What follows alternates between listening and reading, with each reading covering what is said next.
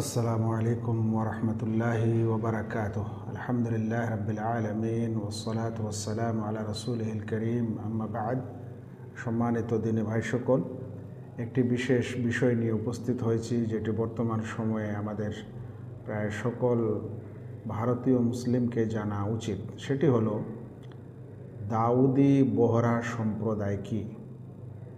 এর জানার কারণ হচ্ছে বর্তমান ওয়াকফ বিল, যেটা ভারতের প্রায় সকল মুসলিম সম্প্রদায় এটাকে রিজেক্ট করছে এবং এটা ইসলাম এবং মুসলিমদের জন্য অকল্যাণকর, সেটা প্রকৃতভাবে মনে করা হচ্ছে।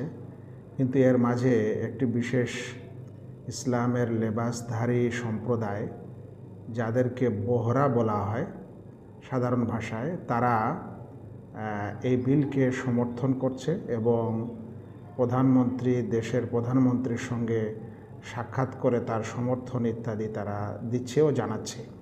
সেই বোহরা সম্প্রদায়টা কি এবং সেটা কিভাবে তাদের উৎপত্তি এবং আকীদা ও বিশ্বাস, তার কিছুটা বিষয় আজ আমি এই তথ্যে আপনাদেরকে দেওয়ার চেষ্টা করব ইনশাআল্লাহ। প্রথম কথা হলো, বোহরা শব্দটি হচ্ছে একটি বলতে পারেন যে এমন শব্দ যার সম্পর্কে মানুষ তথ্য দিয়ে বলছেন। এই তথ্যগুলি আমি উইকিপিডিয়া থেকে নিয়েছি এবং একটি ইসলামী বিশ্বকোষ, দিন, ধর্ম এবং সম্প্রদায় সম্পর্কে সেই বিশ্বকোষ থেকে নিয়েছি এবং একটি আরবি পত্রিকা থেকেও গ্রহণ করেছি। তাদের এই সমষ্টিগত তথ্য অনুযায়ী যেটা বোঝা যাচ্ছে সেটা হলো বোহরা শব্দটি বোহ রাহ থেকে এসেছে। বোহ রাহ, রাহ মানে এটা ফার্সি শব্দ, রাহ মানে রাস্তা। তো বোহ রাহ এর মানে হচ্ছে তারিক আসবি, বরাবর রাস্তা। আর কেউ বলছেন আসলে এটা বহু রাহ, বহু রাস্তা থেকে এসেছে, শব্দটি উৎপন্ন হয়েছে। কেউ বলছে এটা বরভু বা ব্যবহার থেকে উৎপন্ন হয়েছে। তবে এই শব্দটির অর্থ হচ্ছে বাণিজ্য করা, ব্যবসা করা, ব্যবসা ও বাণিজ্য, এই শব্দের অর্থ দাঁড়ায়। বিশ্বকোষ অনুযায়ী এটি একটি শিয়ার বিশেষ ফেরকা, ইসমাইলি ফেরকা। শিয়াদের একটি গোত্রের নাম হচ্ছে ইসমাইলি গোত্র। ওই ইসমাইলি মুস্তাআলি গোত্রের একটি শাখা সম্প্রদায়কে বলা হয় বোহরা সম্প্রদায়। তার মানে বোহরা সম্প্রদায়টি আসলে শিয়া এবং রাফেজি সম্প্রদায়।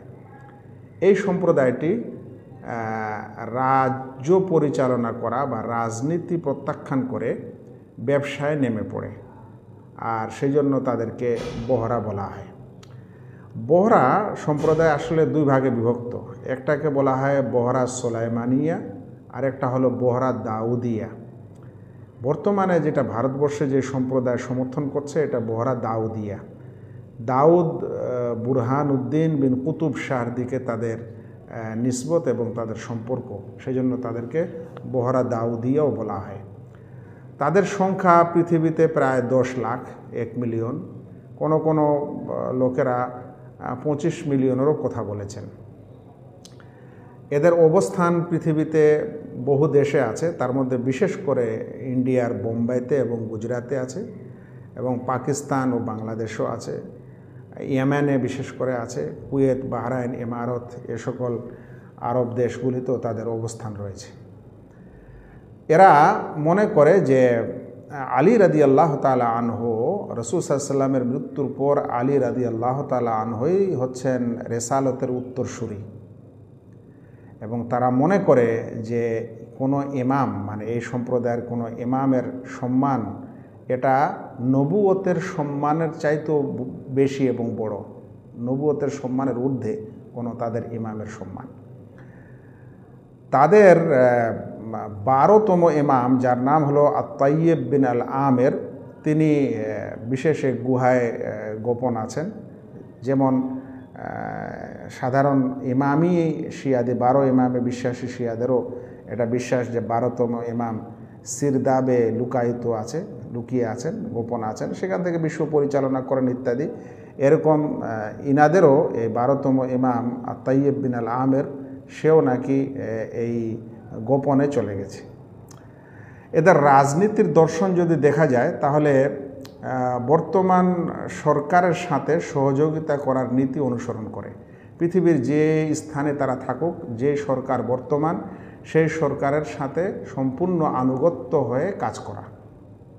এখন এই দর্শনের কারণেই ভারতবর্ষের যত রকমের আইন হচ্ছে, যেগুলো আমরা ইসলাম ও মুসলিম বিরোধী এবং সংখ্যালঘু বিরোধী মনে করি, তারা কোনোটিতেই সরকারের বিরোধিতা অবলম্বন করেনি, বরং সম্পূর্ণ তাদেরকে বা সরকারকে সমর্থন করে গেছে।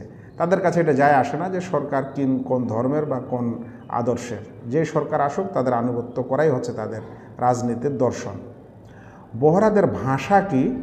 তো এদের ভাষাকে আরবি ভাষায় তারা নাম দিয়েছে লিসান আর দাওয়া।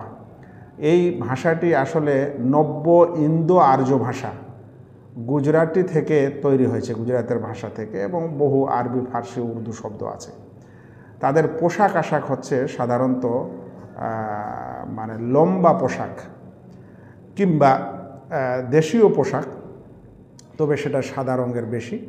আর যেটা টুপি হবে সেই টুপিটা সোনালি রঙের হবে, হয় সম্পূর্ণ টুপিটা সোনালি রঙের হবে বা টুপির বর্ডারটা সোনালি রঙের হবে। আর তাদের মহিলাদের যেটা লেবাস হবে সেটা সাধারণ বোরকা নয়, বোরকার মতোই দেখতে, তবে একটু ফরক টাইপের, ঘেরওয়ালা। আর যেটা মাথার পর্দা থাকবে তাতে মুখ খোলা থাকবে, মুখ বন্ধ থাকে না, আর চারিদিকে ঘের করে তাদের পর্দা থাকে। এটাই তাদের মানে পোশাক আশার একটা পরিচিতি। তাদের মৌল বিশ্বাসগুলির মধ্যে হচ্ছে একটি এই যে পৃথিবীতে একজন ইমাম থাকা জরুরি, একজন ইমাম থাকতেই হবে, আর সেই ইমাম হুসেন রাদিয়াল্লাহু তাআলা আনহুর বংশ থেকে হবে, আর সে আসল ইমাম হবে।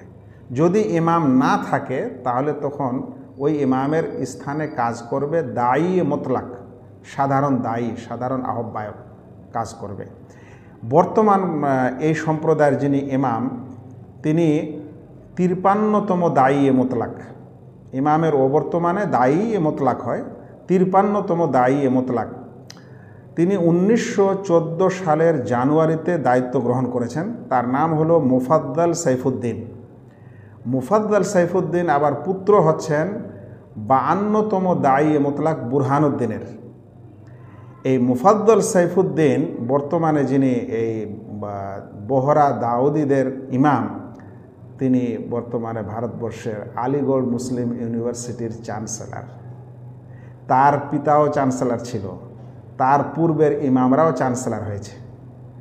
তাহলে এটা বুঝার বিষয় আছে যে এদের সাথে বর্তমান সরকারের সম্পর্কটা কত গভীর, আজকালকার কিছু ছবিতে আপনারা দেখতে হতে পাচ্ছেন। এদের কিছু বিশ্বাস আছে, তার মধ্যে তারা 3 বার, বিশেষ করে মুহররম মাসের প্রথম 10 দিনে 3 বার নামাজ পড়ে, মাত্র 3 বার। এবং সেই সময় তাদের কিবলা হয় তাহের সাইফুদ্দিন, তাদের একজন বিশেষ ইমাম, তার কবরকে তারা কিবলা করে নামাজ পড়ে এবং তোয়াফ ইত্যাদি করে। তারা কিন্তু জুমার নামাজ পড়ে না। জুমার নামাজ বলছে যে বর্তমানে ইমাম নেই, যেহেতু সত্য ইমাম নেই, তাহলে জুমার নামাজ আমাদের উপর জরুরি না। তাদের মৃতদেরকে কোনো মুসলিম কবরস্থানে তারা দফন করে না, তাদের ব্যক্তিগত নিজস্ব কবরস্থানে দফন করে। হজ করে, কিন্তু হজের উদ্দেশ্য আলাদা। তাদের কাছে এরকমও নিয়ত আছে যে তাদের ইমামের জিয়ারত করাই হচ্ছে আসল হজ করা, এবং তাদের ইমামের কবরের তোয়াফ করাই হচ্ছে আসল তোয়াফ করা। এরকম একটি সম্প্রদায়কে বর্তমান ওয়াকফ বিলে তারা গর্বের সাথে সরকার বলছেন যে আমরা এরকম মুসলিম সম্প্রদায়কে সেখানে অন্তর্ভুক্ত করেছি, যেটা ইতিপূর্বে ছিল না। তারা সমর্থন জানিয়েছে, তাদের কাছে উঠা বসা আছে। তারা যেহেতু বিশ্ব বাণিজ্যের বহু কিছুতে তাদের হাত রয়েছে, বড় বড় ব্যবসায়, যেমন মারওয়ারিদের রয়েছে, সে কারণে অবশ্যই তারা সরকারের সাথে হয়তো সাহায্য সহযোগিতায় আছেন। এবং যেহেতু গুজরাতে তাদের একটা বিশেষ আছে, কেন্দ্র আছে, সেই জন্য গুজরাতের লোকজনের সঙ্গেও তাদের একটা বিশেষ সম্পর্ক আছে। এরকম এক সম্প্রদায়কে আমাদের বিরুদ্ধে নেওয়া হয়েছে। বলতে পারেন ভারতবর্ষের মুসলিম যতগুলো সমস্যা, রাজনৈতিক ও ধার্মিক সমস্যা আছে, ইতিপূর্বে তাদের কোনো নাম চিহ্ন আমরা জানতাম না, কারণ তাদের বাকি মুসলিমদের সাথে সম্পর্ক নেই বললেই চলে, কিন্তু তাদের হয়তো রাজনীতি এবং রাজনীতির দর্শনের কারণে প্রত্যেক মানে রাজনীতিবিদের সাথে, বিশেষ করে সরকারের সাথে তাদের সম্পূর্ণ আনুগত্য থাকে বলে এই সকল বিষয়ে এখন আমরা দেখতে পাচ্ছি ও শুনতে পাচ্ছি। আশা করছি আপনারা এই বহরা সম্প্রদায়ের সম্পর্কে কিছু তথ্য জানলেন। আল্লাহ যেন আমাদেরকে বোঝার তৌফিক দান করেন, এই শিয়া রাফেজিদের খপ্পর থেকে আমাদের বাঁচান এবং নিজের মধ্যেকার এই সকল শত্রু যারা ঘরের ভিতর থেকে আক্রমণ করে তাদেরকে বোঝার তৌফিক দান করেন এবং যারা সবসময় কোনো মানুষের দাড়ি টুপি ইত্যাদি দেখেই আমরা মনে করি ইনি আসল মুসলিম, তারাও যেন আমরা এই বিষয়টি বুঝতে সক্ষম হতে পারি, সেজন্য আল্লাহ তাআলার কাছে দোয়া করি। আসসালামু আলাইকুম ওয়া রাহমাতুল্লাহি ওয়া বারাকাতুহু।